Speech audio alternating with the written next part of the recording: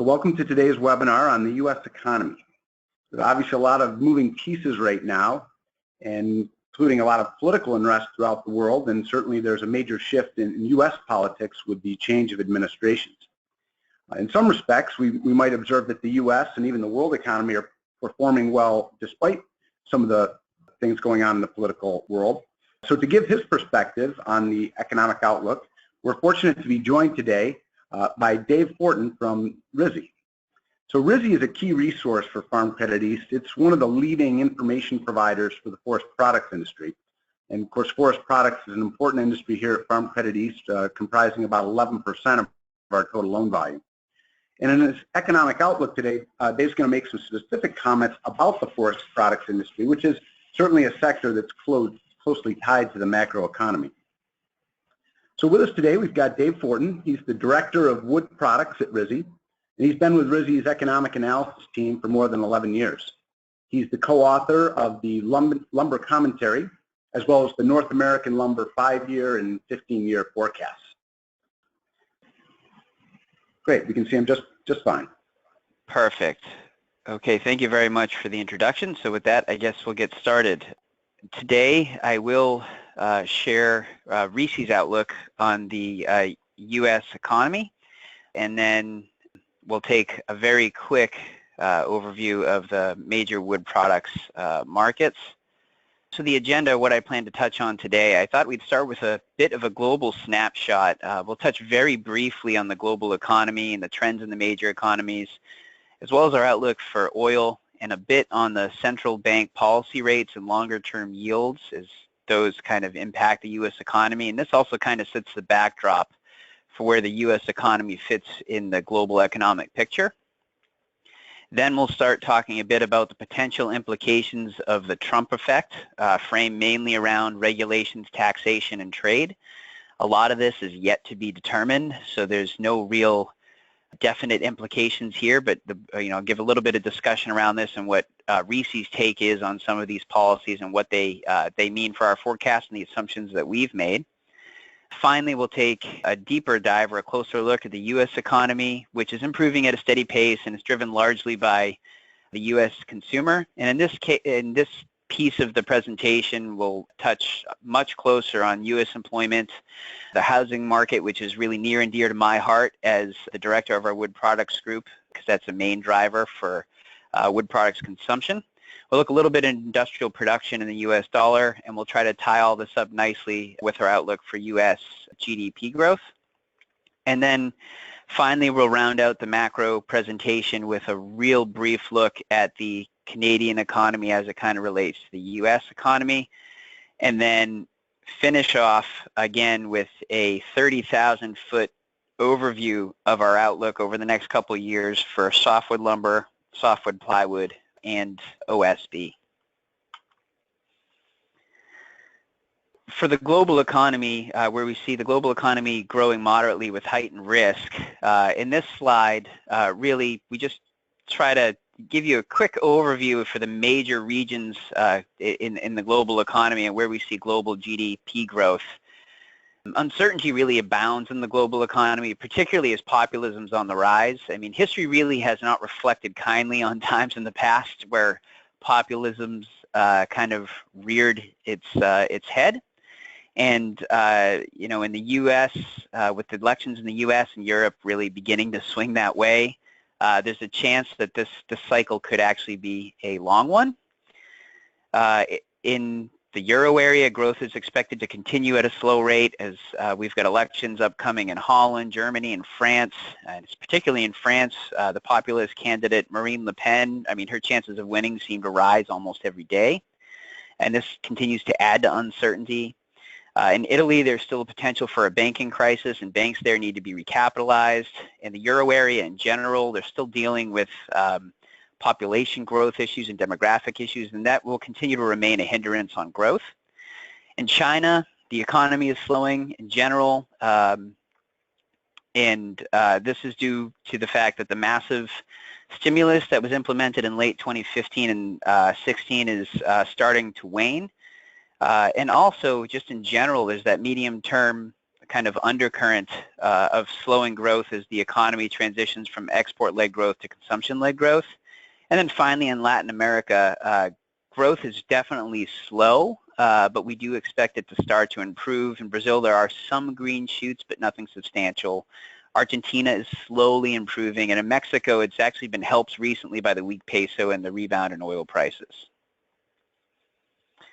And it wasn't that long ago that it really was the emerging markets that were supporting growth in the global economy, but that does seem to have changed. Now it's really the developed economies, more specifically the U.S. economy, that seems to be driving growth globally. And it's not specifically here, we're not referring to the overall level or even the actual growth number, but it's the rate of change in that number that we're looking at here. And it's the rate of change in those advanced economies that we think will start to support growth in the global economy. And it's with China slowing, the other emerging economies such as Asia and Latin America, which are heavily dependent on China for the consumption of raw materials and commodities that they produce, they begin to slow as well. So if that is the case, we see global growth last year was about 3%, and we expect it to be roughly about 3.5% in 2017 and 2018. So while we see the advanced economies supporting global growth, it's the emerging markets really have slowed. So if we take a very quick look at the emerging markets, specifically the BRICS, which are Brazil, Russia, India, China, and South America, growth really has slowed over the past few years, and the slowdown has been much more structural than cyclical for most of them. In Brazil and Russia, we've had really low levels of investment and infrastructure, which have created bottlenecks in these economies, really causing slower growth with higher levels of inflation. Additionally, in Russia, which is heavily dependent on oil, the drop in oil prices and the U.S. and European sanctions due to the invasions in the euro area really have put tremendous pressure on the economy. China is slowing as it undergoes that major transition from investment and export-led growth to a more consumption-oriented one. And it does seem that these economies have bottomed and there is some acceleration in growth rates, but really we only see India's economy really as the only one that looks like it could potentially get back to growth rates like we had seen in the 2000s. So now touching a bit on oil prices. Oil prices are currently trading around $53 per barrel for WTI. This is well off the lows we saw in late 15, early 16 of about $30 per barrel. We do not expect to see oil prices rise dramatically from here in the near term. And this is mainly due to a case of oversupply. It's unclear exactly how much OPEC production has actually been taken offline. Historically, when OPEC has met to really curtail supply and try to support oil prices moving forward, only 60% of any proposed cut has actually really been held by its members. So it remains to be seen how much of this cut is actually held. On top of that, we've got Libya now ramping up production. U.S. production is actually increasing as prices have increased. We've seen rig counts start to grow in the U.S., and costs in the U.S. continue to decline. And another interesting statistic is that over the last few years, there's been more than an estimated $1 trillion in offshore investment that's been postponed due to weak oil prices. So as oil prices continue to increase, there's potential for more supply to come on, which should continue to limit gains in oil prices. And with the U.S. now as kind of that swing producer, we don't think that the gains in oil prices should be that dramatic moving forward. Swinging now to policy rates before we get to the Trump effect. Looking at short-term central bank policy rates. Central bank policy rates really do remain low around the world, if not negative in some areas. Rates are negative in the European Central Bank and at the Bank of Japan. For the most part, these low rates have not had much of an effect on inflation. Japan and Europe are still close to deflation, although most of this is also due to the fall in oil prices, although some of that has been taken care of with the recent rise in oil prices. Negative rates really have not had the desired effect in Europe or Japan. One of the goals of negative rates really was to weaken the respective currencies, and this has not really happened in either Europe or Japan. The yen has actually rallied somewhat since the Bank of Japan went to negative rates. Another goal was to push savers to spend. However, some of the research out of Europe has actually shown that some of the savings rate was actually increased with negative rates as retirement incomes become a little bit more uncertain. But what's interesting here is that blue line, the U.S. Federal Reserve, the U.S. Fed really is bucking that trend and has become a bit more hawkish more recently. And it does continue to monitor the market very closely, particularly with some of the more, I would say, stimulus type packages, more of the policies coming out of the Trump campaign around infrastructure spending and the like, which is all inflationary. So our expectations in general in the market are for 2 to 3 rate increases next year. We have 2 built into our model. There is the potential for 3. I think the market in general expects about 3. None of these will be large. They're all going to be about 25 basis points. And while the U.S. Fed will have 2 to 3 rate increases, other central banks will not do much to rates anytime soon. If we look at longer-term yields, so looking at the 10-year yields, these had been trending lower around the world up until around the U.S. election last fall. In large part, that was due to the various quantitative easing programs around the world. Central banks' bond purchases had pushed prices up correspondingly, pushing yields down.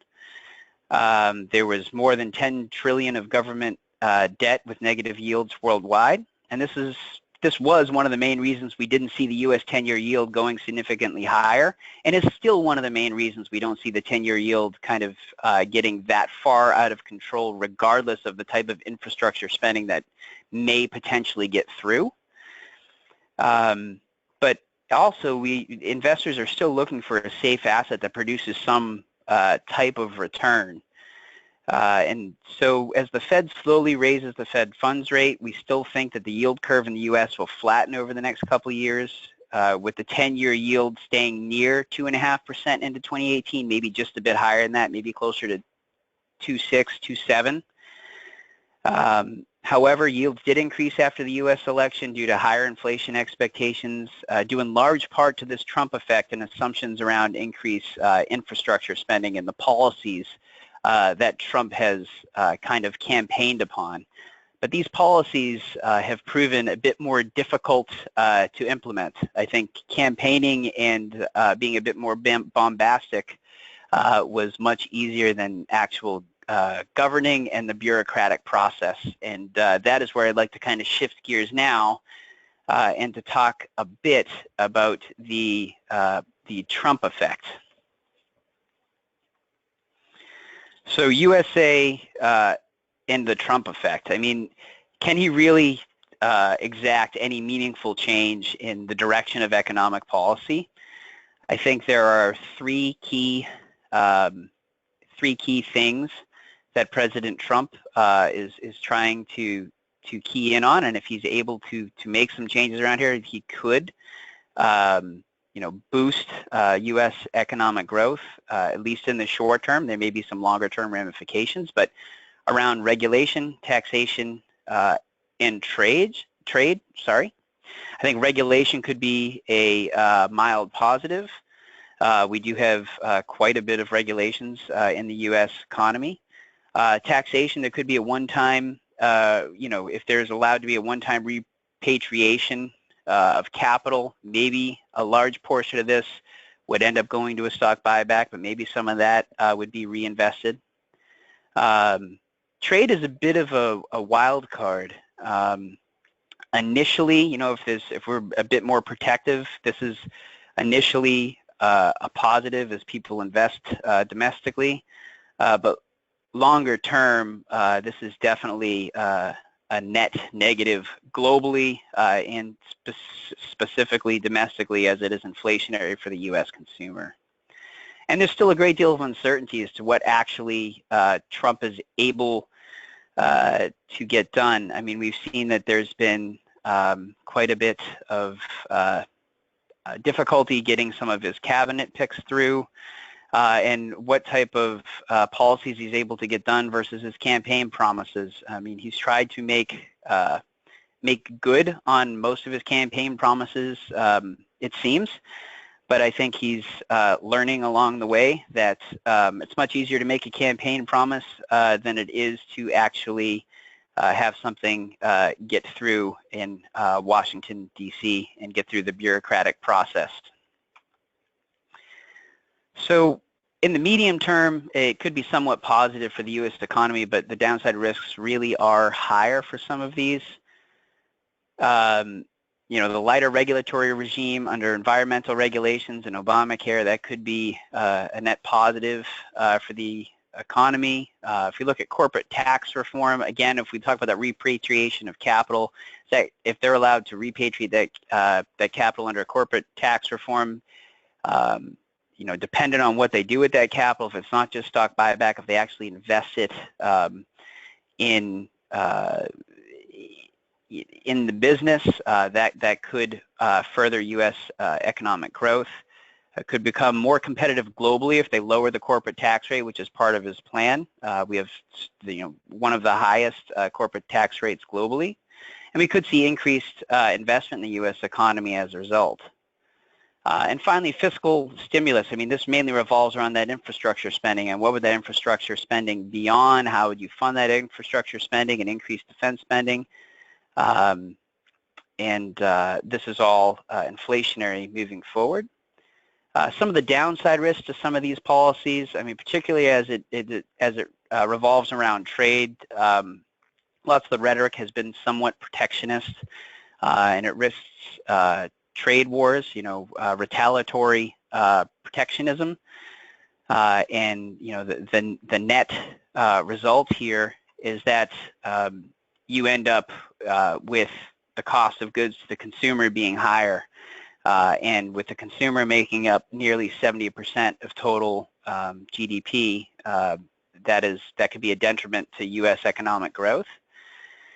The proposed programs that President Trump is looking into could increase U.S. government debt by up to $6 trillion. This is also going to promote a stronger dollar, which is negative for emerging markets, which hold a large amount of U.S. dollar-denominated debt. Could result in higher interest rates because increased infrastructure spending should be inflationary, and therefore the Fed, which has been very, you know, they've been very good at monitoring the markets, and they've said more and more, they've become a bit more hawkish in their tone, and they've continued to reiterate that they're going to monitor the markets very closely and be as reactionary as they need to be and adjust rates as necessary.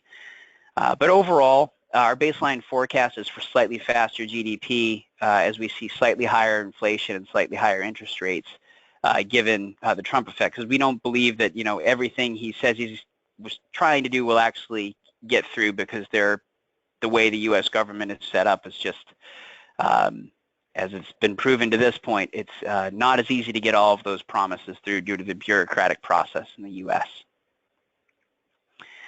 So now shifting gears and focusing a bit more heavily on the U.S. economy.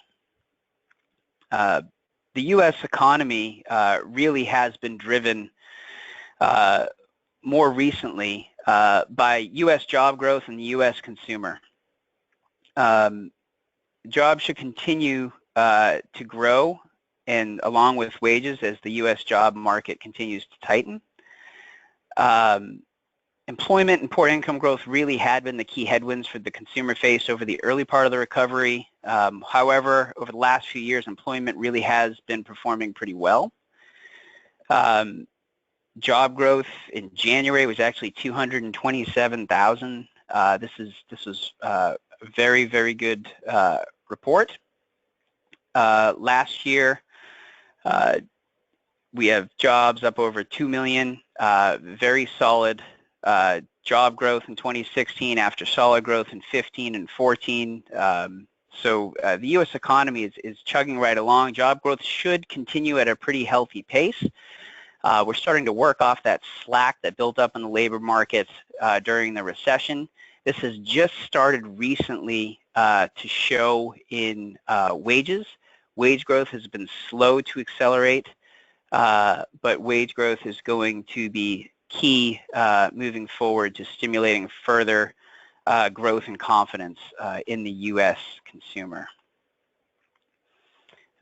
Further data for the U.S. consumer and U.S. consumption. The quits level continues to rise. So this is data continues to rise. This is data from the Job Openings and Labor Turnover report, the JOLTS report. And what's interesting about this report is that first of all, the quits level continues to rise, and what that shows you in this report is that employees are more and more confident in their prospects for finding their next position, which shows you that the employment prospects seem to continue to be positive and more positive. And also the number of job openings continue to rise, and not only do they continue to rise, but they're above hires, and that means that you know that employers are having maybe more difficulty finding the right person for the right job. But I think the key to this report really is the quits rate continues to rise, and that just shows continued positive improvement in the labor market. Wage growth is the highest we've seen since the recession. Wage growth is finally getting back up near 3%. And this really is what we need to start seeing is wage growth over 3% to really get the U.S. consumer kind of kicked into to high gear and really get U.S. consumption moving at a higher rate. It is U.S. consumption at this point in the recovery that is pushing U.S. GDP growth higher. And really, as I was talking about earlier in the total U.S. employment figures, while we've seen job growth be relatively strong to this point, while it has slowed, it is still moving along at a solid pace and a quick enough pace to continue to work off that slack in the labor market. And in doing such, it is putting additional pressure in the labor market and therefore increasing average hourly earnings in wages. So in general, it has been consumption that has been driving growth in the U.S. economy to this point. We see the unemployment rate remaining right around 4% through 2018. We expect U.S. GDP growth over the next couple years after coming in at about 1.5% for 2016. Coming in at about 2.5% in 2017 and nearly 3% in 2018. And this is supported in large part by growth in U.S. consumption, which we expect to come in at near 3% in 2017 and 3% again in 2018. Again, this is supported by increased consumer confidence, growth in the labor market, increase in wages, and so on. While all this is happening, the revolving credit growth continues to show increased credit card usage, and this goes right along with that story of increased consumption and also increased consumer confidence. So while non-revolving credit has been flat to slightly down, revolving credit growth has slowly increased. I mean, some of this is probably access to credit or ability to get that credit, but also more confidence and being able to know that you can use that credit and be able to pay that credit off moving forward. All shows its positives for the economy and confidence in the economy moving forward. And it's all about the U.S. consumer. Again, the U.S. consumer making up nearly, it's over 65% of total U.S. GDP growth.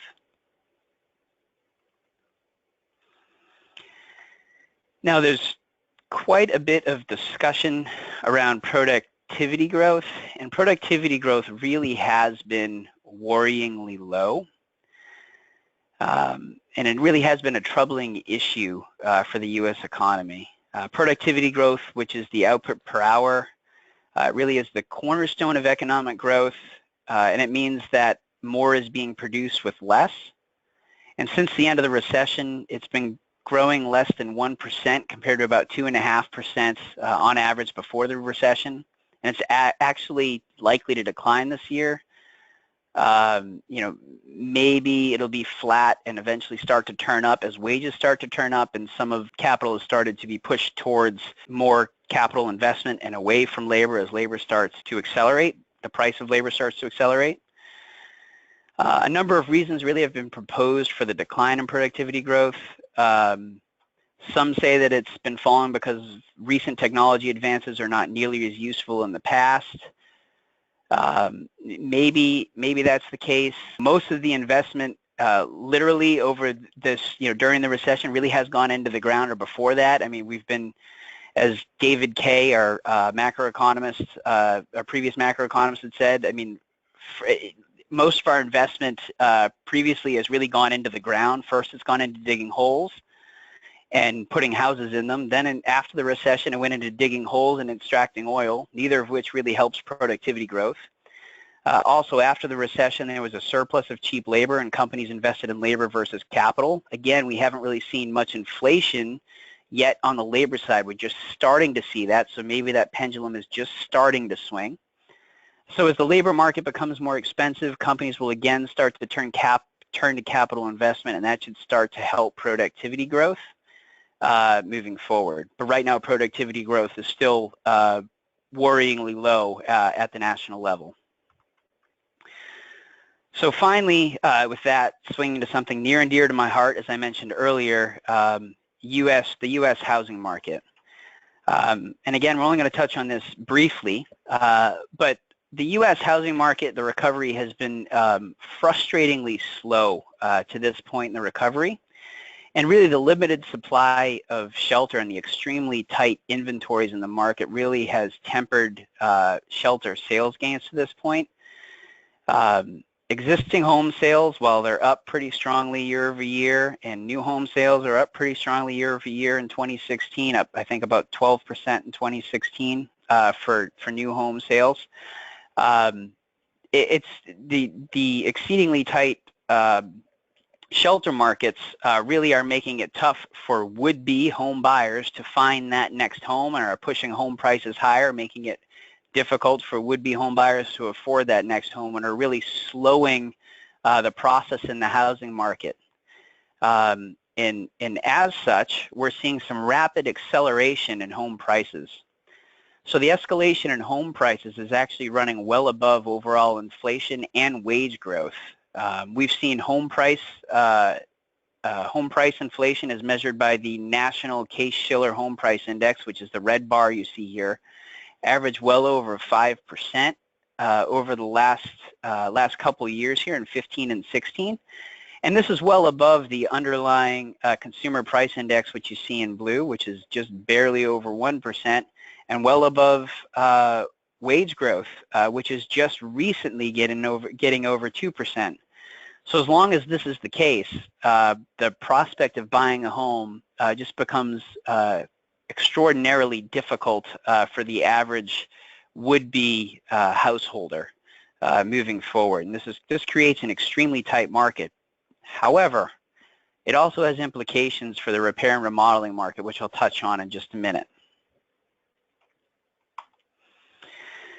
But what we see in the U.S. housing market, however, while we have that extremely tight housing market, part of that has to do with the fact that there's some constraints on the supply side due to the availability of labor, that's contractors to actually build the homes, and lots, not only lots, but regulations to build those lots and the fees associated with doing so. You've got the flip side of that is you've got relatively strong demand. Household formations remain pretty strong. We've also cleared the excess inventory that was built up during the recession. So that demand is bumped up against really tight supply. But moving forward, we see that those rapid price increases, 5% year over year, should eventually start putting pressure on that housing stock and should eventually start to result in increased home production. So we see U.S. housing starts accelerating over the next 2 years. We see about 1.3 million housing starts in 2017 and about 1.45 housing starts in 2018, with the multifamily share remaining at its elevated share compared to recent history in 2017 and 18, but not gaining much from here. And I can get into that in more detail offline. We just don't have time in this presentation to really go into much more detail than that at this time. But I'll share my contact details, and I'm happy to talk with anybody about that in further detail offline. And a bit more on the repair and remodeling market. Again, hearkening back to that acceleration in home price appreciation there at about 5.5%. This has forced many would-be homeowners that were looking in the trade-up market to basically decide, instead of moving up, instead to add on to their current residence. So in adding on to their current residence, they're taking on major alterations and additions.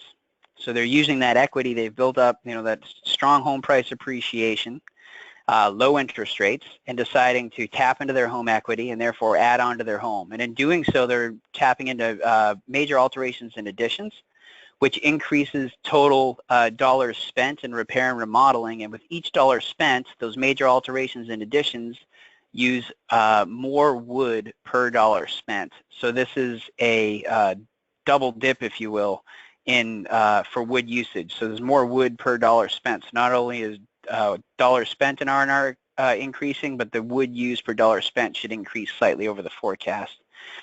So while the housing market is tight, it's been a bit of a tailwind for the R&R market moving forward. We see the R&R market improving at nearly 6.5–7% over the next 2 years, which is really a boon for the wood products markets, particularly lumber, where it's the largest end-use market for softwood lumber.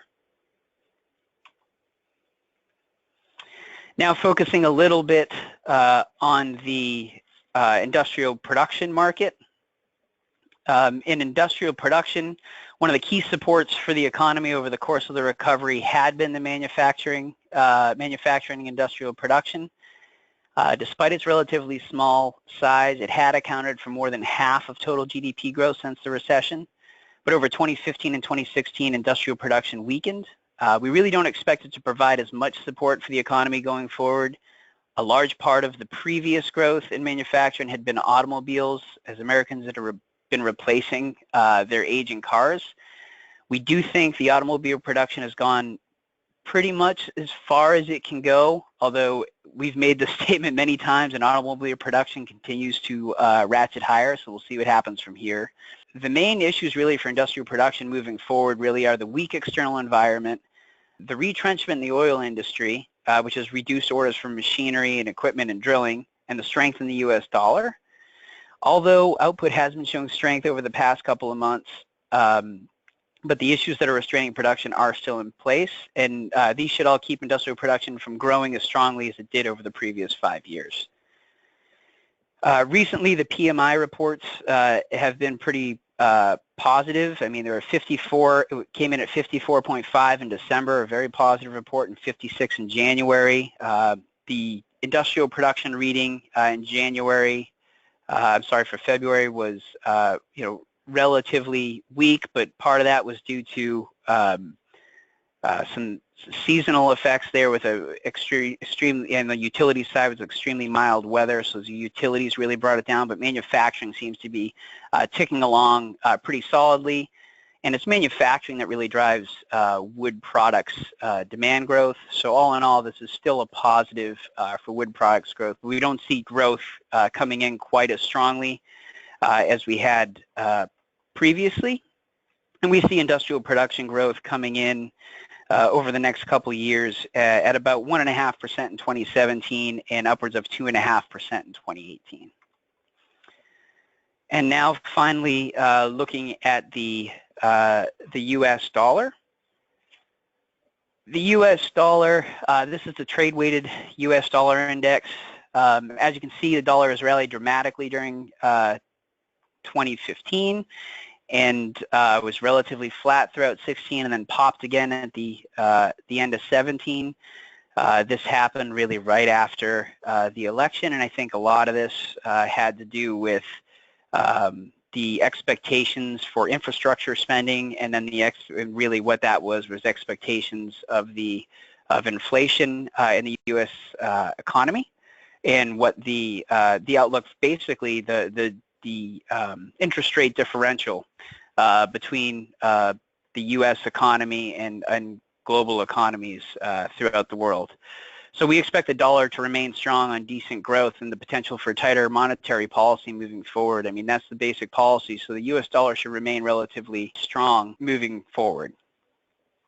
This chart is kind of a carryover. This is a chart that David Katznelson liked to show a lot, and I think it definitely drives home a point as to where our manufacturing industry in the US is currently, and it makes a lot of sense. While the strengthening in the US dollar really has hurt manufacturing, energy actually has been pretty supportive, particularly with when we had oil prices upwards of $90 to $100. We saw a lot of the manufacturing industry convert to natural gas because of the U.S. Surplus or U.S. availability of natural gas. So this is the price of natural gas around the world, and as you can see, the U.S. is a much lower cost producer of natural gas in other areas of the world, which are 2 to 3 times higher than the U.S., and this clearly gives U.S. manufacturers a competitive advantage.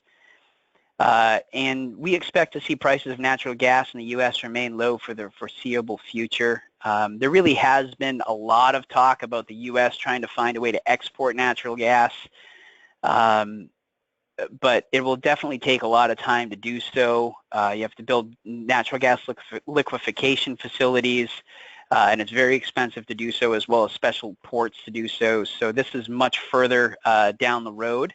But this is why, this is part of the reason U.S. manufacturers have become a bit more competitive globally, is due to the lower price natural gas, which has lowered production costs. Finally, looking at U.S. real GDP growth overall, we see U.S. GDP again growing after growing about 1.6% in 2016. We see about 2.5% in 2017 and nearly 3% in 2018. We touched on this a bit before, where we had the overlay of the unemployment rate as well and U.S. consumption. Really, again, the key here really is growth is coming from the U.S. consumer, and it's domestic-led growth. It's kind of a wider fan kind of risks, if you will, given that it really is uncertain as to what the Trump effect really will result in, what policies the Trump administration is actually able to get through, what cabinet members are actually able to be appointed, what regulations he's able to get rid of, and so on. But in general, we think, for the near term at least, it should create a bit of a net positive for the economy, bolstering U.S. growth. Looking at the Canadian economy very quickly, Canada's economy basically should, it's a bit weaker than the U.S. economy. Overall, the resources side of the economy continues to struggle due to the low price of oil, which has reduced investment. It's been a bit of a drag on headline GDP growth. But really, the housing market has been a bit of a surprise on the upside. We've seen some rapid appreciation in home prices in Vancouver and Toronto, and pretty strong growth in Canadian housing production, which has supported Canadian GDP growth. So moving forward, we see Canadian GDP growth, remaining around current levels, upwards of about 2.5% or so over the forecast period, 2 to 2.5%. Nothing to write home about, growing but weakly. And finally, the Canadian dollar is expected to remain weak. Basically, the Canadian dollar is basically a commodity currency. Commodities are expected to remain weak.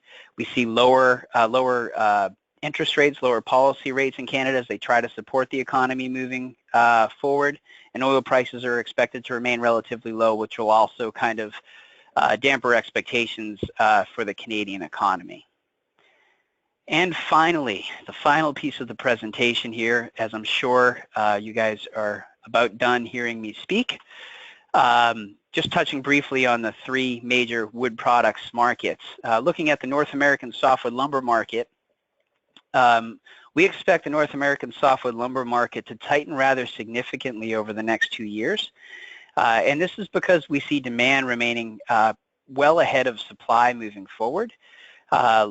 The demand growth is really going to be driven by the growth in the residential construction market.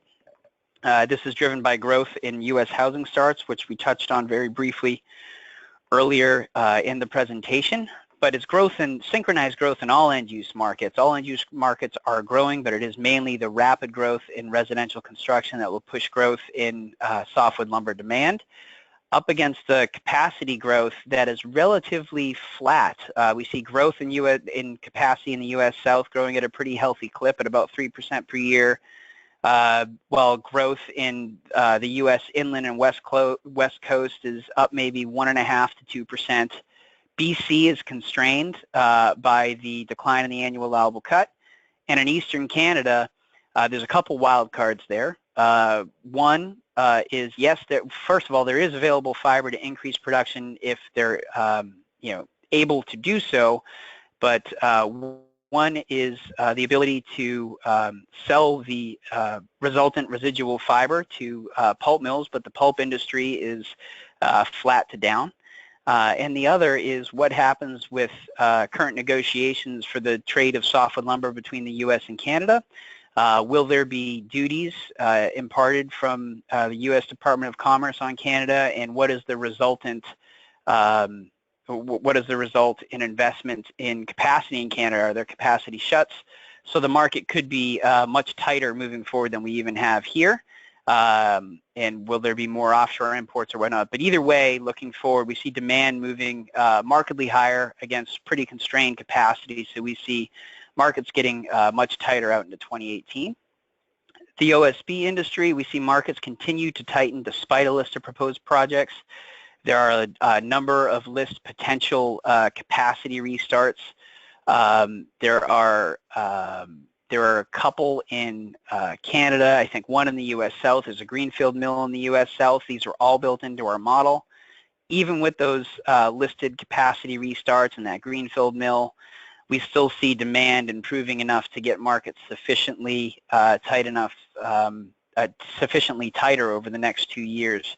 Again, with demand, approaching levels outpacing supply, and we see markets getting tighter over the next 2 years.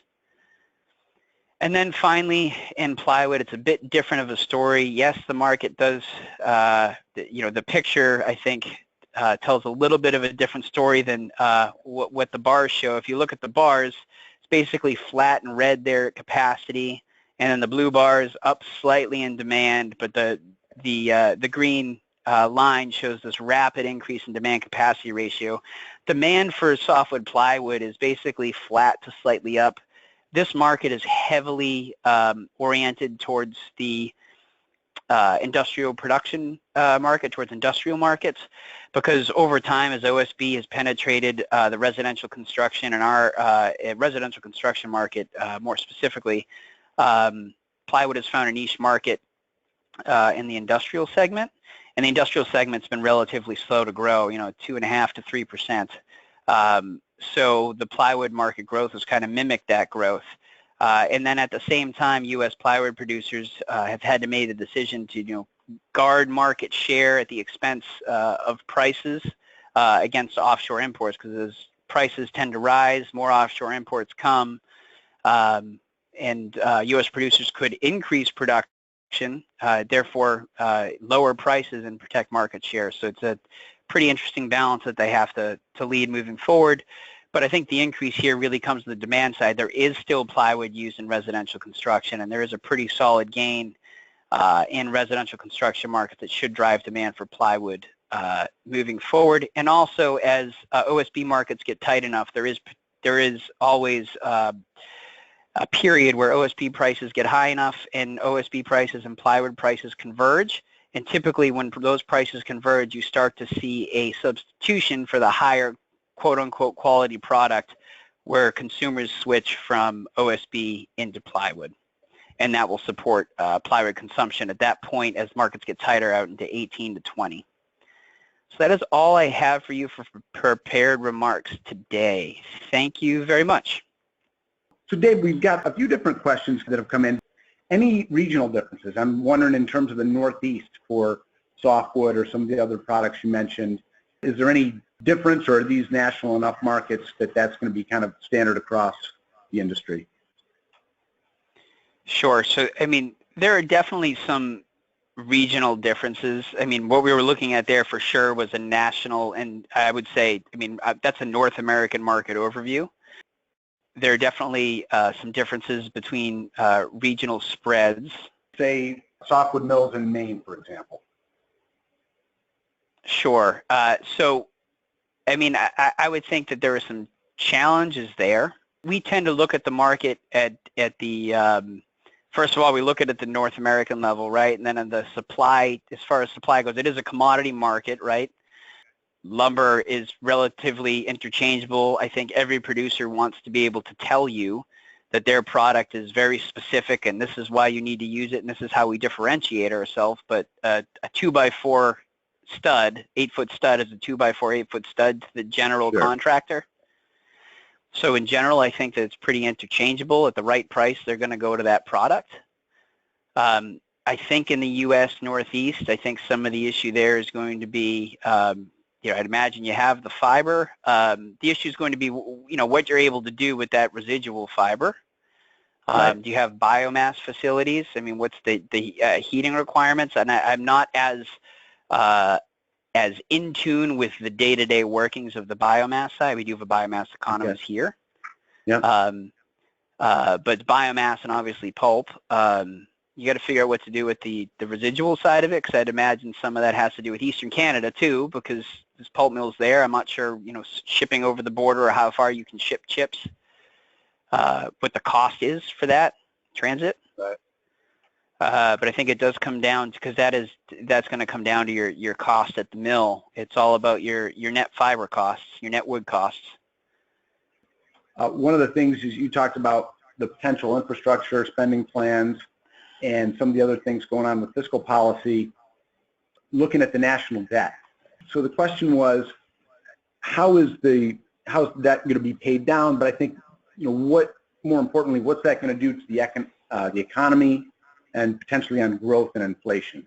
We see that I mean, it's definitely inflationary. We see any infrastructure spending here as inflationary for sure, and I've tried to drive that point home. Okay.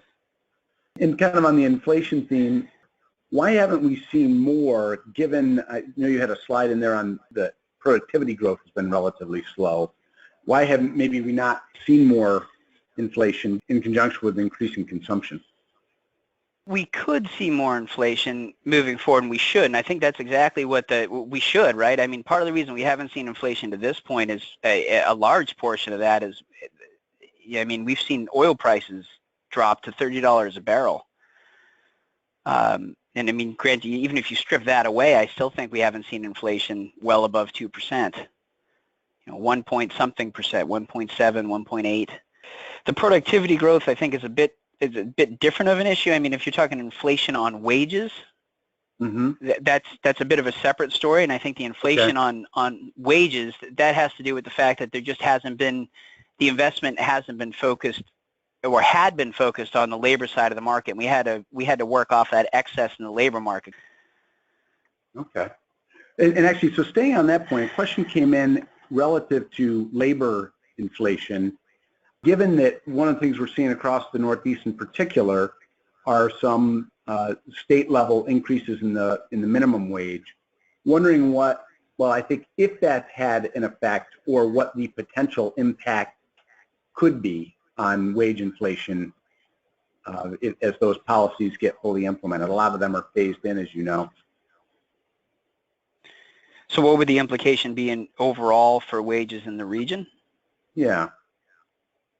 Do you think that's factored into the forecast at this point? I mean, obviously it would tend to increase them, but I'm just wondering what level of impact. Sure, I think it's relatively minimal, and that's more of a policy type issue, and that is on the lower end of the scale. One more point on the minimum wage. I actually heard a very interesting piece on this, and this is anecdotal, and it is one point of view. But there was a restaurateur, franchisee owner out in California everybody complains about the minimum wage, who has minimum wage employees because they say it hurts their bottom line. Mm-hmm. This one guy was saying that it actually helped his bottom line because he owns like 30 plus restaurants out in California, and the reason it helped his bottom line is, yes, it raised minimum wages, so it raised his costs, but there were more people frequenting his establishment. So it actually increased the revenue he was receiving, so it offset the increased costs. Okay. Hey, so we just got a couple minutes left, so I'm going to wrap together a couple of different questions that we got. The broad theme on it relates to exports. Certainly in the Northeast, many of our products are exported, but even for those that aren't exported themselves, the exports of U.S. products impact the market prices for those products. So several of the things you talked about, you talked about the increasing strength of the U.S. dollar, and then you're also talking about a more hawkish monetary policy. I guess, as you're sort of looking out at the longer term or medium term outlook for the strength of the U.S. dollar and its impact on exports, what are you seeing there? How would you kind of summarize your comments in that area? Sure. So I think, exports out of the U.S., it's going to be a tough road to hoe, I think, for U.S. exporters. Mm-hmm. I think the wild card there is what type of policies are actually implemented, and how protectionist. So, getting back to the Trump piece of it, what type of policies are implemented there? Are there any sort of retaliatory policies that are implemented? But putting that policy piece aside and looking at just the strength of the U.S. dollar, I think that does make it difficult to ship offshore. The stronger dollar makes goods more expensive in offshore markets for sure. And if you're an export-oriented business, that makes you less competitive in those offshore markets and makes others more competitive, like Europeans, Russians, New Zealand. I mean, I'm thinking of wood products markets in particular, but Chile, Brazil. I know we're seeing that in China. Do you see the dollar getting stronger over the next, say 2 or 3 years, or we more, do. or you see so getting stronger? Okay. Yeah, but I mean, it's not substantially, but we do see the dollar strengthening slightly. Okay, that's good to know, because obviously that's a big one for many of our industries. The Northeast dairy industry, we export a fair amount to Canada. There's actually a trade dispute going on with Canada that's more of a localized issue, but certainly could have an impact there. And your comments on Canadian currency, saying that your expectation is that should continue to stay on the weaker side, is probably not helpful on that front. So. A large portion of the U.S. dollar, it has to do with the divergence in monetary policy. Meaning because the U.S. Fed is one of the few that's actually raising rates. Exactly. Oh. Yeah. Great. So with that, I think we've reached the end of our time today, and we appreciate everyone joining us. Thanks so much.